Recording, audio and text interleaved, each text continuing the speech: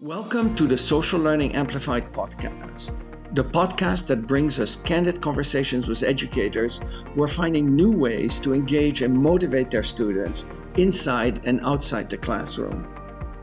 Each episode of Social Learning Amplified will give you real-life examples and practical strategies you can put into practice in your own courses. Let's meet today's guest. Welcome to Social Learning Amplified. I'm your host, Eric Mazur, and our guest on the episode today is Jon Bergmann from Houston Christian High School in Houston, Texas, flip learning activist and author of an upcoming book entitled The Mastery Learning Handbook. Jon, thank you for joining me today. It's great to see you again, Eric. It's just, the work that you've done and the work I've done has just worked together so well. And I love supporting the kind of stuff you're doing. Well, I love to reconnect. Jon, Mastery Learning was introduced in 1968 by Benjamin Bloom, and over the past 50-some years, it's reappeared in various forms, from mastery-based learning to mastery grading and mastery transcripts. And it appears that the pandemic has precipitated a sudden increase in interest in mastery learning. I'd love to hear what brought you to mastery learning, but before you do so, perhaps you could start by briefly explaining to our listeners what mastery learning is. Sure, Eric. Mastery learning has been around for a long time. In fact, you've all of the listeners, you've had a mastery learning experience. Let's just think the driver's license. You had to pass the test to get your driver's license, or a doctor has to pass the board exam. So if you fail your test, so to speak, your driver's test, then you get some help, you get some remediation, and then you take it again. So the big gist of a mastery learning classroom, students move through some series of content, and then when they get to the end of the content, they take some sort of an assessment. When they take the assessment, if they fail, we can define what that means, then they get remediation and get help. But some students, of course, don't fail. They're successful, they prove and demonstrate mastery, and then they move on. So that's the gist of what mastery learning is. And what brought you to mastery learning? It started when I first started doing flip learning. So back in 2007, 8, that's when Aaron Sams and I started, playing around with flip learning. And what happened is that first year that we're doing just kind of a regular flip class, well, the counselor came to me and she said, "Jon, I got a new teacher for your chemistry class, or new student for your chemistry class. And it's second semester." And I said, "She can't come." And then I said, "Well, wait," because she hadn't had any chemistry background. I said, "Well, wait, we've got these videos. Well, the student could start at the beginning of chemistry because I'm not, lecturing at all." And so this young lady got through almost a whole year of chemistry in one semester. And that's when Aaron and I started saying, what if we did that for all of our students? And so we began the whole mastery learning journey there. Then I had that sort of weird, our first book came out. And then for 7 years, I really traveled around the world working with teachers, helping them flip their classroom. And then when I returned to the classroom, right before the pandemic, in fact, I said, I've got to do mastery learning, because that's what I really believed was the secret sauce of education. And here we go. I've now been doing it for 4 years in the midst of the pandemic, and I'm so convinced that it works. And now you wrote a book. Yeah. So in the process... I know what it writes to write books. So tell me about why you decided to write the book and what you are offering your readers. As I was teaching through the pandemic, as so many, I'm sure, of the listeners were, I realized that mastery learning, the things that I had been doing and really started to develop, or add to Bloom's work, if you will, all those years ago, I realized this was something that could help us teach our way out of the pandemic. And so I contacted my publisher, ASCD, and said, I think I'd like to write a book about this. And they said, deal, let's do this. And so then I started the process of finding people who have done mastery learning all around the world, researchers, mostly practitioners, teachers. And then over the course of last summer, not a year ago now, right? We're recording this in, almost October of 2023. I spent all my waking hours in the summer. I'm a teacher, so I'd go to Starbucks for 5 hours every morning that summer and write. Now, I had done a bunch of research, lots of Zoom interviews, read a bunch of papers, and so I began the process of writing this book. And I'm so excited what it's turned into. I'd love to hear about some of the surprising things you learned about Yeah, mastery learning. I yeah. mean, you were talking about traveling the world, researching. So, what did you find out while you were doing your research for your book, or perhaps even from your own implementation of it these last 4 years? Yeah, I'd say it's a combination of things. So when Aaron and I started the mastery learning journey in 2008 or nine or something like that, we didn't read research. We just went for it. Subsequently, I mean, writing the book and talking to those people changed my perspective on how I was even doing mastery learning. And some examples. Some of the research on mastery learning indicates that it works best for students who struggle, and it isn't as effective with advanced students. And I saw that in my own classrooms, is that my advanced students, they mastered, but they weren't really pushed. And so one of the questions I was in search of is how do you challenge your advanced students? And it really was a combination. And so I'll give you one strategy that I'm now using that's really working. And I got this from a combination of a middle school history teacher in, I want to say it was East Coast, I want to say New Jersey, something like that, and a Finnish researcher.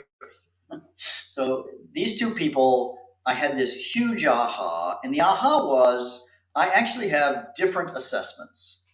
So in the book, I talk about three levels of assessment. This is the middle school history teacher. Was number one, I have the deep level test and then a clear level test, if you will, and a basic level test. So that I can now write test questions or challenging, not just test questions, it's also experiences, but not all the tests are what you think of as a traditional test that are challenging to my top students, but I also can, have a, if you will, a test for just basic understanding for the students who struggle with the content. So my students, it's a choose your own adventure. They can choose to take the basic test, the clear test, or the deep test. Now this year I've kind of modified it a little bit more, and I've moved to just two levels of tests, a clear or a deep. And what I found is I really have been able to challenge my more advanced students with much more unique and interesting types of assessment experiences. So I think you touch upon a really important point, and one that's very near and dear to my heart: assessment. And in a certain sense, mastery learning is a form of assessment, and including assessment into the overall course design and pedagogical design is long overdue. My question is this: how do you, since you brought up the more advanced students, how do you distinguish your more advanced students from those who scrape by but still manage to master a successive number of units? So I'm not sure I'm sitting there trying to identify. It's my goal to push the students to the extent that I think they can be pushed. Push or encourage, whatever word you want to use. And what's interesting, Eric, is that sometimes it's that one student will challenge themselves on unit one, and then on unit two, they need to drop back to a more basic understanding. And again, it's choose your own adventure, but I am trying to challenge the students to take and to do the most difficult one that they are capable of, I guess. And I think the key to that is knowing your students and watching them and monitoring them. Because the beauty of my job is I get to walk around and help kids all day. And I am sitting down with students this morning. I was sitting down with my physics students working through some difficult problems. And I'm thinking, this student needs to challenge himself with the more difficult assessment. We call them boss battles because they're like a little gamified. So they take the most difficult boss battle. This student is really struggling, and I need to provide more remediation, but I don't see them necessarily achieving the deep level boss battle, so to speak. And I don't know, I get to know my kids. So maybe the friction really comes, and this is something that I've been wondering, was the grades. right? Because the grades, in a sense, are an extrinsic reward for achieving a certain level. And then, with the sort of, if you want, pass fail approach of mastery based learning, you end up, sort of narrowing the distribution. And in a system that, and when I mean system, I mean the school system, the university system, society as a whole, which sort of rewards high grades, you sort of disincentivize the people of going beyond the bare minimum, because of this extrinsic reward of the grade. So how do you reconcile grades, which I'm sure your school requires, and the beauty of this mastery learning approach?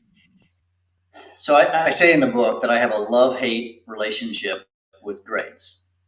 It's better than me Clearly, because I have a hate relationship with grades. I have really struggled with grades and the concept. I mean, when I first started teaching, I was very traditional in my grading practices. And what I really moved philosophically to is a competency-based grading system that doesn't reward students based on some arbitrary percentage. That said, and I teach at a school where percentages matter, and I don't have a choice but to live in the percentage world. And so I basically have a bit of a hacked system. There are two sets of grades in my mind. This is how I'm grading. For what it's worth, I'm not 100% saying this is the way to go. So because of my situation, because percentages matter, 50% of the grade, I know this is horrible, is what we call minor grades, and that's formative assessment. So I am walking around doing formative assessment. So in a particular unit, let's say that there are 7 objectives. In fact, this one the students will be taking their test on, if you will, next week is 7 assessments, 7 missions, 7 lessons. And I am walking around and assessing their work. And it really is, you got it or you didn't. Really, it's a check mark or not a check mark. And I care that they get to a certain level of mastery in each lesson. Okay.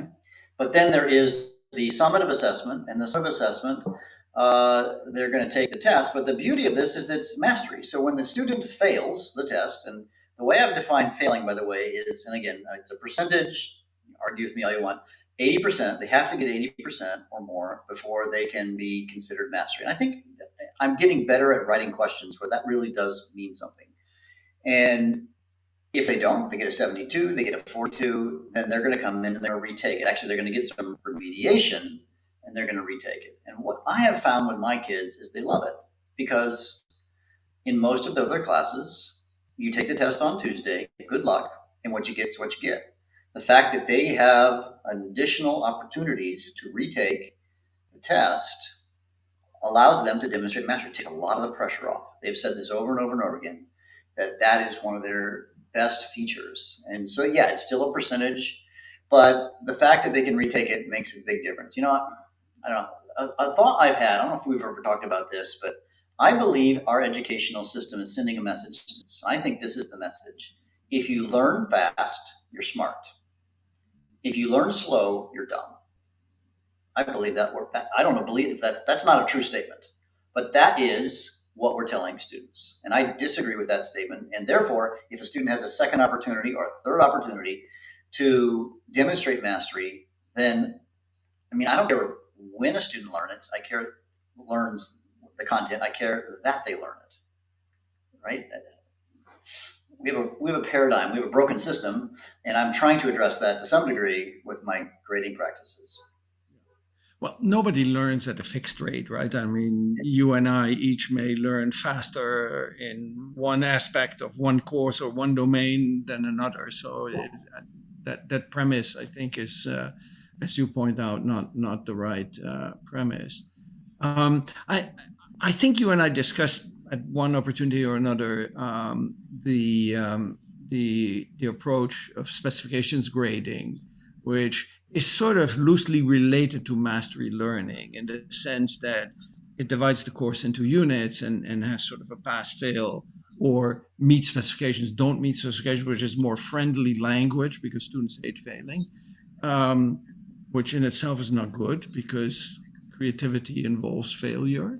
But I think that for me, at least, the specifications grading has provided a way out um, of this problem, of this friction, if you want, between an environment that promotes intrinsic learning and grades. In other words, rather than, as you said, setting an arbitrary percentage for a specific grade, you connect the grade in a sense to the quantity of units that a student has mastered. Have you experimented with that? Yeah, and again, that's also one way that I delineate like the different levels of tests that my students take. So if you, so this upcoming test, the students who mastered the first six um, objectives or lessons should take the lower level test, and the higher level test would be the ones who have mastered more. And so that way they have their that's how they get a bonus. Their bonus mathematically for them if they take the more difficult tests. So I'm trying to encourage them to go deeper. I mean, after I think we had a conversation about specifications grading, and I have started to look at it, but I have not gone super deep. I've been so focused on trying to deliver the content in this way that I haven't adjusted some of my grading practices to match some of the specification stuff, but I have begun to sort of research it, I guess is probably a You better will see term. that there are a lot of parallels. Yeah, yeah. John, I know you're an enthusiastic proponent of Perusall, and I'm sure that many of our listeners would love to hear from you how Perusall fits in with mastery learning. Well, the fact that it's a social tool makes a huge difference, right? So uh, can interact in what I call the pre-learning time. So the students, it's not just mastery; it's also sort of a flip mastery. Since I'm not doing any lecture, I mean, in mastery of problems is when you deliver direct instruction. If you're going to teach a physics problem or something like that, or how do you do that if not all the students are on the same page at the same time? So I can time shift myself through these, physics or chemistry or geology videos that I make in the courses I teach, so that the student can get the content right when they need it. But Perusall is a great delivery tool because that allows um, the participants in the class, whether it's, I've done this with PD stuff too. It's not just in the courses I teach. They can interact with each other, so they can have comments, and it's asynchronous, and they can talk to each other when they're struggling with something. So I think that's the social aspect is super powerful. And I do especially also like the confusion reports. That's something that's really cool where I can see, because it analyzes, of course, their comments, and you can see a lot of very interesting data that helps you to help your students who might be struggling. With mastery, it does create a bit of a problem. If there is too many kids are off and they're not exactly on the same page, then it can kind of delay the the way that they're interacting, because they might be a couple or 3 days off when they're doing it. So that's the one thing I've seen as a weakness in that sense, at least through the mastery system. So, and as a final, more general question, how has Perusall helped you in your classroom experience? Well, it's a way to deliver the asynchronous content and for me to get good data. I guess that's the real big thing. Is that I needed a tool that works to deliver the content, that gives me feedback and data on student watching. I still realize that some students don't do work. Surprise, surprise, and I need to have a way to motivate those students, or at least to know who's not, so that I can then intervene. Uh, so at the beginning of each class, I'm going to check and see who has or has not done the work. So I do set a schedule. I'll say that by such and such a day, you need to have done this pre-work, whether it's reading or it's video based, and that keeps them on target, so that I don't have such a huge gap, and that encourages them. And then I take away 10% if you haven't been keeping up, uh, and that data is super powerful, and it motivates them to do the work when they need to do it. And I've struggled with that a little bit, to be honest with you, because in a true mastery system, everyone gets to work at their own pace. But as I interviewed and wrote the book, when I wrote actually the new definition of mastery learning, I called it flexible pacing, because I found with my students that if you don't give them a pace, some of them, not all of them, some of them won't take any pace. So I got to give them some kind of a pace so that they can learn, at least, if you will, the basic objectives of the course. So that's what really makes a difference. I mean, so yeah, that's some of the ways I've used Perusall. So in a sense, Perusall keeps the students accountable to put in a minimum effort. And secondly, it provides you as the instructor an insight into their thinking. Yeah. Well, thank you for listening. And thank you, Jon, for joining us today. It's been wonderful to talk to you and to reconnect here. You can find out more about Jon's new book at the masterylearninghandbook.com, or one word except for the .com. To find this and many more podcasts, go to perusall.com. I hope you will subscribe to join us on our next episode. Thank you, Jon. You're welcome. Social Learning Amplified is sponsored by Perusall, the social learning platform that motivates students by increasing engagement, driving collaboration, and building community through your favorite course content. To learn more, join us at one of our introductory webinars. Visit perusall.com to learn more and register.